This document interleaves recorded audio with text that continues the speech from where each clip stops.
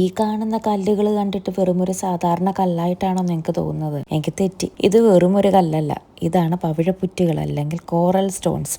ഈ കാണുന്ന പവിഴപ്പുറ്റുകൾ കൊണ്ട് ആളുകൾ വീട് പണിതിട്ടുണ്ടെന്ന് പറയാൻ നിങ്ങൾ വിശ്വസിക്കുമോ? സത്യമാണ്. നമ്മൾ വെട്ടുകല്ല് വെച്ച് പണിയുന്നത് പോലെ പണ്ട് മാലദ്വീപ്സിലുള്ളവർ ഈ കോറൽ സ്റ്റോൺസ് വെച്ചാണ് വീട് പണിതുകൊണ്ടിരുന്നത്. ഈ ഇടിഞ്ഞു പൊളിഞ്ഞു കിടക്കുന്ന വീട് മുഴുവനും പണിതിരിക്കുന്നത് പവിഴപ്പുറ്റുകൾ കൊണ്ട്, കരിങ്കല്ലിനേക്കാൾ കട്ടിയുള്ള പവിഴപ്പുറ്റുകൾ കൊണ്ട്. പണ്ട് ജീവനുണ്ടായിരുന്ന സമയത്ത് കടലിന്റെ അടിയിലൂടെ അങ്ങോട്ടും ഇങ്ങോട്ടും നീന്തി കളിച്ചും കുഞ്ഞു മീനുകളെയും തിന്ന് നടന്നിരുന്ന സാധനമാണ്. അത് ചത്തു കഴിഞ്ഞപ്പോൾ തിരമാലകൾ അടിച്ച് കരയ്ക്ക് കൊണ്ടുവന്നു. അവിടെ കിടന്ന് കട്ടിയുള്ള കല്ലായിട്ട് മാറി. അപ്പോൾ ആളുകൾ അതൊക്കെ പെറുക്കിയെടുത്തുകൊണ്ട് വന്ന് ഇതുപോലുള്ള വീട് പണിതു. എന്നാൽ ഇപ്പോൾ ഒരിടത്തും കോറൽ സ്റ്റോൺസ് കൊണ്ടുള്ള പുതിയ വീടുകൾ നമുക്ക് കാണാൻ പറ്റത്തില്ല. കാരണം കടൽ സംരക്ഷിക്കുന്നതിന്റെ ഭാഗമായിട്ട് കോറൽ സ്റ്റോൺസ് എടുത്തുകൊണ്ട് വരാനോ അത് വെച്ചിട്ട് വീട് പണിയാനോ ഒന്നും നിയമം സമ്മതിക്കുന്നില്ല. അതിന്റെ അർത്ഥം മാലദ്വീപ്സിലെ ലോക്കൽ ഐലൻഡ്സ് ഒക്കെ ഇപ്പം ഡെവലപ്ഡ് ആയിട്ട് തുടങ്ങിയതാണ്.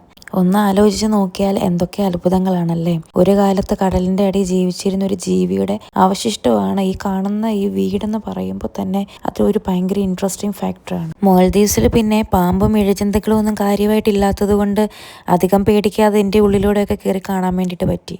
പവിഴപ്പുറ്റുകൾ കൊണ്ട് പണിതിരിക്കുന്ന വീടിൻ്റെ പ്രത്യേകത എന്താണെന്ന് വെച്ച് കഴിഞ്ഞാൽ വീടിനുള്ളിൽ എപ്പോഴും നല്ല കൂളിംഗ് എഫക്റ്റ് ആയിരിക്കും, നല്ല തണുപ്പായിരിക്കും.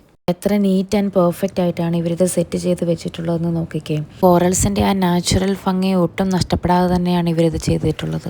അപ്പോൾ ഇന്നത്തെ വിശേഷങ്ങൾ ഇത്രയേ ഉള്ളൂ. പുതിയ വിശേഷങ്ങളുമായി വേഗം വരാം.